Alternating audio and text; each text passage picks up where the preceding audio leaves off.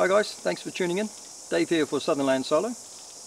Today I'm doing a quick video on trail clearing. The area that we're going to be clearing is through there. Now this is a regular trail that I use in the Puhoi village area, and this is for pest control, for possums, mice, rats, that kind of thing. Just through there it's just gotten a bit overgrown and a little bit of damage from the cyclone. Just a couple of small trees have come down that need to be cleared out. So why cut a trail in the first place?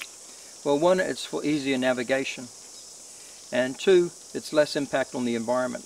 Yeah, you're cutting through trees and cutting down some trees in some cases, but you're able to continue using the same track each time rather than bashing through the bush with a new track each time you come in. Another advantage of trail is rescue. If you go down and a rescue team has to come in, much easier to find you on a cleared track, and they know you're on that track somewhere. And also for self-rescue as well. Much easier for you to crawl out if you have to drag yourself out along a cleared track than it is through the bush, trying to navigate your way through the bush when you're injured or ill as well. Okay, so let's get into it. My tool of choice that I'm using is the Condor Jungolo Machete. Pretty awesome tool, this. I like it because it's a mixture of what I used to use. This is, to me, is very much like a cross between a kukri and a Malaysian parang, and I find it a very, very effective machete. I really do. So let's get going.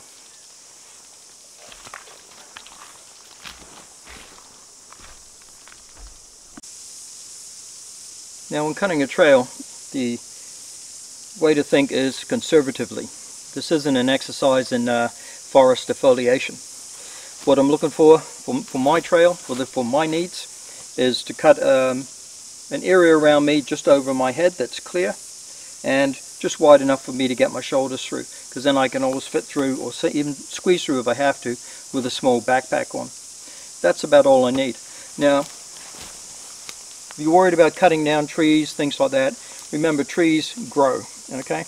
You can trim branches off, you can even cut a whole tree down, but take a look around you, there's a whole forest here. So don't be afraid to do what you need to do, because the idea of this is forest conservation. We're going to cut a trail that we can use regularly so that we don't have to bash through the bush all the time. Therefore, minimal damage to the environment, minimal disturbance to the wildlife. So again, we're just looking for an area that's just going to be over my head and to the outside of my shoulders. The idea is clearing a path right through. It's easier to see, easier to navigate along, and we're going to be getting rid of things down at the feet area, like trip hazards, getting rid of any sharp sticks poking out anywhere from the feet on up to the head, and then getting rid of anything at eye height as well, because anything can move across and scratch your eyes. You'll be surprised at how camouflaged a twig or a stick can be that's right in front of your eyes. When it's got all the bush in the background, you can't see it. And I've done that before and gone through and actually scraped my eye and had to get some ointment for it. It took about 3 days to heal. So you want a nice clear track for you to go through. So again, conservative. Big machete, but we're not doing a lot of cutting.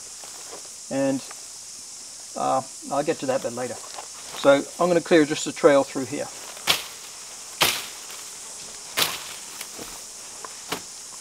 Give yourself plenty of time and plan for your trail that you're going to clear. That way you're not rushing through it, because that's when you get hurt. That's when you choose the wrong track, or a track that's not as good as another track you could have seen, and you miss obstacles that might catch you out later when you're using the trail.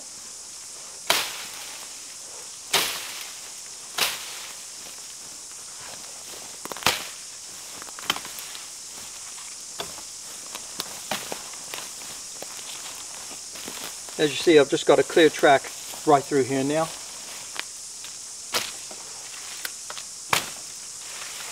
And not really having to cut down any trees, just trimming branches. As an example, this tree here, if it was further across the track or closer to the track and blocking me being an obstacle, I wouldn't necessarily have to cut the whole tree down. It's just a small one, just a young one. It'll probably regrow, or others will regrow around it. But instead of cutting the tree down, I just trim the leaves and the sticks on this side. That way I've got that clear area that I need, and I haven't destroyed the tree.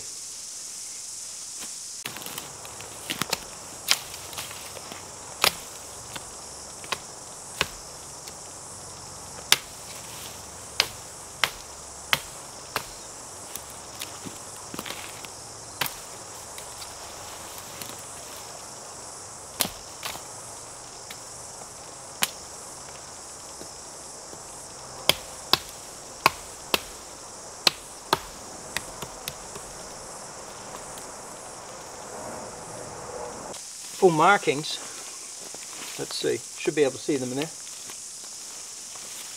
I use orange tape like that on the trees. You want that at about head height. That's a bit higher, head height or a bit higher, so it's easily to spot over the bush. Most of the bush here, when you get up to shoulder height, most of the bush here in this area seems to thin out a bit, so having it about head height or a bit higher makes it easy to see. And you want to be able to stand at this one and see the next one, where I can see the next one right over there. That way you never lose sight of the trail. New Zealand's great with these ferns. Dark green on the upper side when it hangs like that, but if you cut them, they go like that. So why not use those? Well, it means more damage, because you may not have any of these right on the trail, so you may have to go collect some, break them off and bring them back. But these will also fade in time, and of course, you know, it's plants, so it's going to break down. So you'll be having to constantly replace it, so you're having to constantly cut down fern. So it's actually more work and low impact, yeah, but still more impact on the environment. You're much better to cut a trail and mark it with tape. These are a little bit high, they could sort of block it, but not really. Even from a distance I could see through these leaves and see that.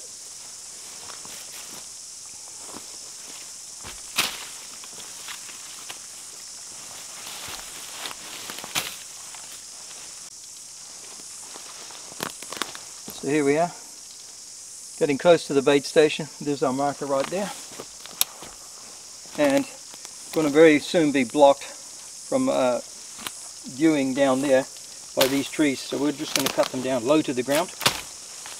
We don't want them to be little spears that we can trip on and fall onto. We don't want them to be trip hazards either. Just a bit of standing dead there. Cool, that's cleared that out. Already put some, don't know if you can see them in there. Got some fern down there, just lights up the path a little bit. And, you know, but that will deteriorate. And let's get you out of the sun.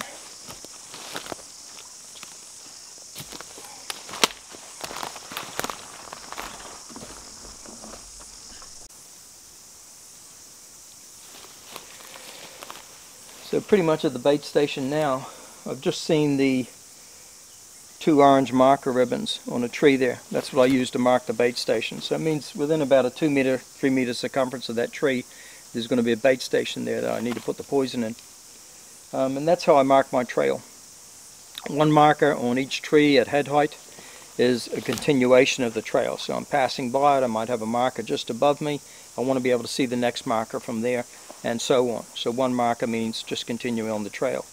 When I have 2 markers, that means there's a change in direction on the trail, or there might be an offshoot of the trail, which is what this is.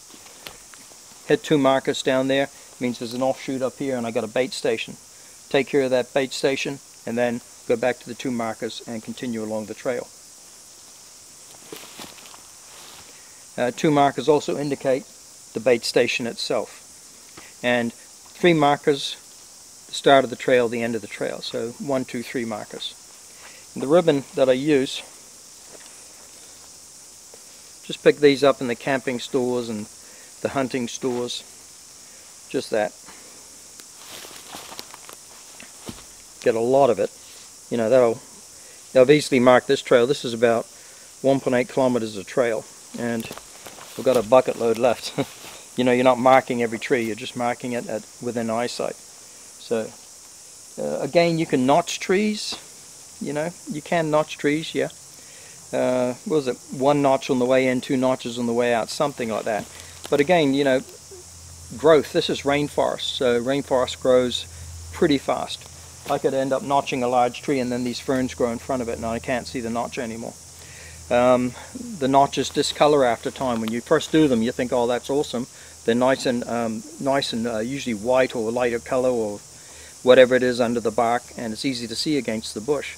But it only takes a couple of weeks and then that starts to look just like the bush. The color changes. Dirt and grime, debris gets on it, and it also lessens in color itself. So, and again, notching trees, it's safe for the tree. You know, a decent sized tree, it's not going to harm the tree. But, you know, why cut into a tree if you don't have to?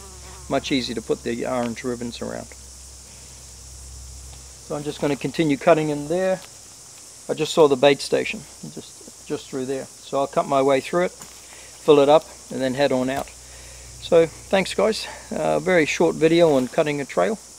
If you like this video, please like down below. If you didn't like it anyway. helps with the algorithms or something, which I've never looked at.